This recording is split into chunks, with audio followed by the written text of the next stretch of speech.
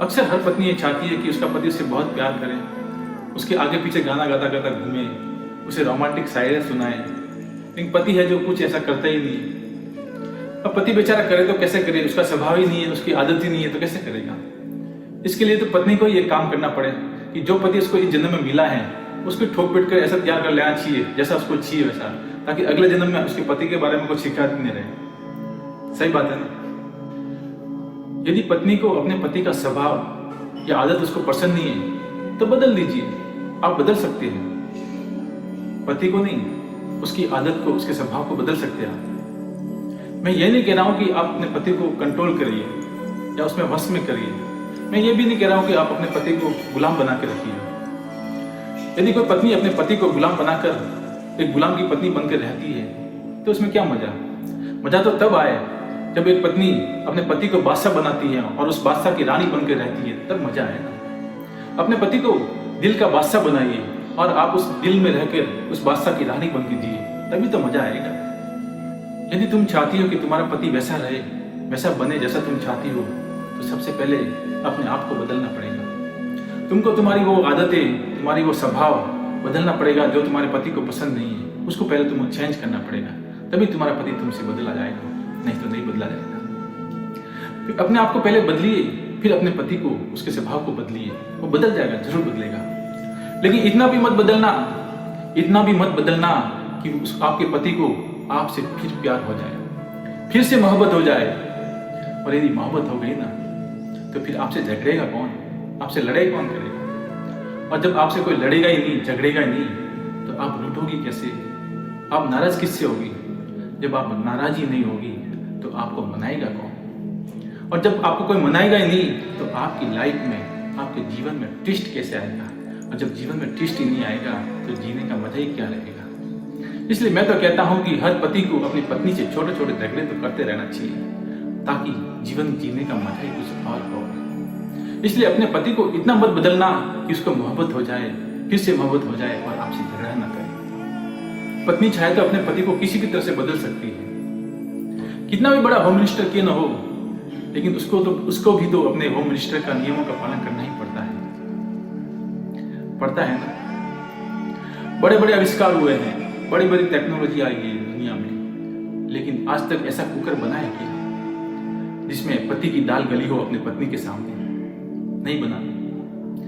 मन से, दिमाग से विचार भी निकाल देना कि आगे भी कभी बनेगा, कभी नहीं बनेगा। तुम्हारे से यदि कोई गलतियां हो गई हो तो उसे मान लिया करो। मैं ये नहीं कहता कि कोई पत्नी अपनी गलतियां नहीं मानती। कहने वाले कहते होंगे कि पत्नी अपनी गलतियां नहीं मानती। मैं तो उनकी बातों से सहमत नहीं, क्योंकि मेरी वाली तो मानती है। मुझे कितनी बार बोलती है कि गलती हो गई आपसे शादी करके। मेरी तो मानती है, अब दूसरों की पता नहीं। यदि पति के स्वभाव को, उसकी आदत को बदलना है तो प्यार से बदलना है, गुस्से में नहीं। यदि प्यार से तुम कहोगे तब सब कुछ कर लेगा वो। यदि तुम गुस्से में उसको कहोगे कि पानी का गिलास लेके आओ तो नहीं लाएगा। और यदि प्यार से तुम कहोगे तो अपने हाथ से खाना भी बना के खिला देगा। यदि पत्नी चाहती है कि उसका पति उसे बहुत प्यार करे, प्यार से बर्ताव करे और प्यार भरी बातें करे, मीठी मीठी बातें करे, तो पति भी चाहता है कि उसकी पत्नी उससे बहुत प्यार करे, प्यार भरा बर्ताव करे और प्यार भरी बातें करे। इसलिए अपने पति को बदलना है तो गुस्से में नहीं, प्यार से बदलना, धीरे धीरे जरूर बदलेगा। पति है ना, हर पत्नी चाहती है कि उसका पति उस पर मरे। जब पति उस पर मरता है तो पत्नी बोलती है कि दूर जाके मरो। और जब पति बेचारा दूर जाके मरता है तो बोलती है कहाँ जाके मर गए, मेरे पास आके मरो। होता है, पत्नी है, कुछ भी बोल देती है। पति की भी बहुत सारी समस्या। अब पत्नी की कौन कौन सी बातों पर ध्यान दे, उसके पास भी बहुत सारी समस्या है। और पत्नी को भी मालूम है कि उसकी पति की सबसे बड़ी समस्या क्या है। पत्नी गई अपने मंदिर में और अपने मन्नत का धागा बांधने के लिए अपने हाथ ऊपर जैसे किया तो थोड़ी देर विचार करके उसने हाथ वापस नीचे कर दिया। पति ने कहा कि क्या हुआ, मन्नत नहीं मांगनी। तो पत्नी ने कहा मैं मन्नत मांगने वाली थी, भगवान को कहने वाली थी कि भगवान इनकी, मतलब आपकी सारी समस्याएं, तमाम समस्या निपट जाए।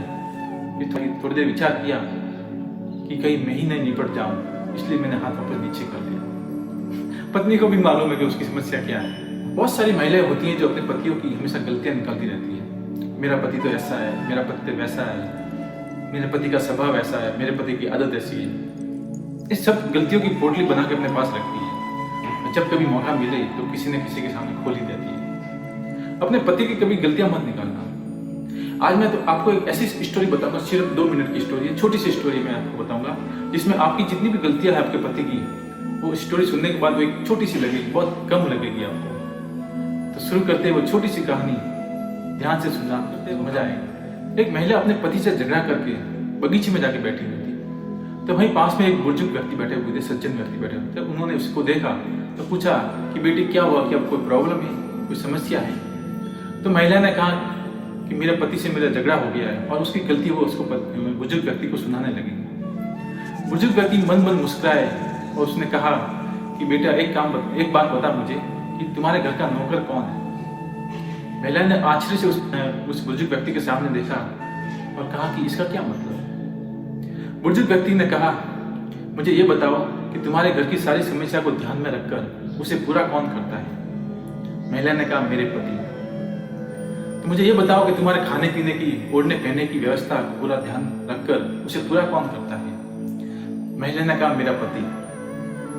बुजुर्ग ने फिर कहा कि मुझे ये भी बता कि तुम्हारे परेशानी में, गम में, बीमारी में तुम्हारा ध्यान कौन रखता है, तुम्हारी सेवा कौन करता है? उस महिला ने कहा, मेरे पति। बुजुर्ग ने फिर कहा, तो मुझे ये बताओ कि तुम्हें और तुम्हारे बच्चों को किसी चीज की कमी न हो और तुम्हारा भविष्य हमेशा सुरक्षित रहे, इस बात की चिंता लेके कौन घूमता है? अब महिला को थोड़ा गुस्सा कम होने लगा। उसने कहा कि मेरे पति। बुजुर्ग ने फिर पूछा, मुझे ये बताओ तुम्हारी सभी रख रखाव के लिए तुम्हें सुविधा मिले, तुम्हारी फैसिलिटी मिले, सब इसके लिए नौकरी करने के लिए दूर दराज तक कौन जाता है? अपने बॉस की, अपने क्लाइंट की खरी खोटी कौन सुनता है? और पैसे के लिए अपने सगे संबंधी को, अपने माता पिता को भी छोड़ के दूर दराज तक कौन जाता है? महिला ने कहा, मेरे पति। बुजुर्ग ने फिर कहा, तो बेटा मुझे ये भी बता कि तुम्हारे घर के गैस, पानी, बिजली, मकान, रख रखाव, स्कूल, कॉलेज, ये सब इसी न जाने और कौन सी कितनी सारी जिम्मेदारियां को साथ में लेकर चिंतित कौन रहता है? महिला ने कहा, मेरे पति। तो बेटा एक बात बता कि इस सब काम करने के लिए तुम्हारा पति तुमसे कोई पैसा लेता है, कोई सर्विस चार्ज लेता है? महिला ने कहा, नहीं। तो बेटा अपने पति की थोड़ी सी गलती तुमको नजर आ गई और उसकी इतनी सारी खूबियां, जो दिन रात तुम्हारे लिए लगा हुआ रहता है, तुम्हारी चिंता करता है, तुम्हें हमेशा खुश रखना चाहता है, वो इतनी सारी खूबियां तुमको नजर नहीं है? महिला को थोड़ा अफसोस होने लगा। वो सुनती गई। फिर बुजुर्ग व्यक्ति ने कहा कि मैं तुझे आज बताता हूं कि एक पत्नी के लिए पति का क्या महत्व है। तुम मानो या न मानो, अपनी पत्नी को दुख में कभी भी अकेला छोड़ के नहीं जाता वो एक पति होता है। अपने दुख को मन में ही छुपा के रखता है, अपने पत्नी को नहीं बताता कि ताकि दुखी न हो। वो कोई और नहीं, एक पति ही होता है। अपने पत्नी को हमेशा खुश रखना चाहता है, उसका भविष्य सुरक्षित रखता है, वो कोई और नहीं, एक पति ही होता है। एक पति ही होता है जो तुम्हारे माँ बाप के बाद तुम्हारी सबसे अच्छी सेवा करता है, रक्षा करता है, तुम्हें हमेशा खुश रखता है, तुम्हारी हर फैसिलिटी पूरी करता है, और कोई नहीं होता, वो पति ही होता है। और एक पति ही होता है वो जो खुद छोटी छोटी बातों पे तुमसे झगड़ तो जाएगा, तुम्हें कुछ बोल भी देगा, लेकिन किसी और को तुम्हारे बारे में एक शब्द भी बोलने नहीं देगा। वो पति ही होता है बेटा। इसलिए अपने पति को भगवान का दिया हुआ उपहार समझिए, गिफ्ट समझिए और उसकी सेवा कीजिए।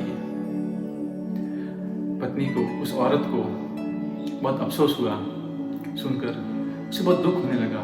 वास्तव में मेरे पति मेरे लिए क्या क्या करते हैं, और मैं उसकी थोड़ी सी गलतियों पे इतना गुस्सा हो गई। उसको दुख हुआ था, उसने अपने फोन उठाया, अपने पति से माफी मांग लो और फोन करने लगी। जैसे फोन करने लगी तो फोन एंगेज आ रहा था। उसने थोड़ी देर में दूसरी बार किया तो फिर एंगेज आ रहा था। थोड़ी देर बाद फिर किया, 4 से 5 बार फोन किया तो एंगेज आ रहा था। अब पत्नी के मन में विचार आने लगा। अब पत्नी के मन में विचार आने लगा तो क्या विचार आने लगा है? यदि आप अपनी पत्नी के साथ इतने सालों से रह रहे हैं तो आपको समझ में आ जाएगा कि उस पत्नी के मन में क्या विचार आने लगा होगा, उस औरत के मन में क्या विचार आने लगा होगा। मुझे कहने की जरूरत नहीं है। धन्यवाद।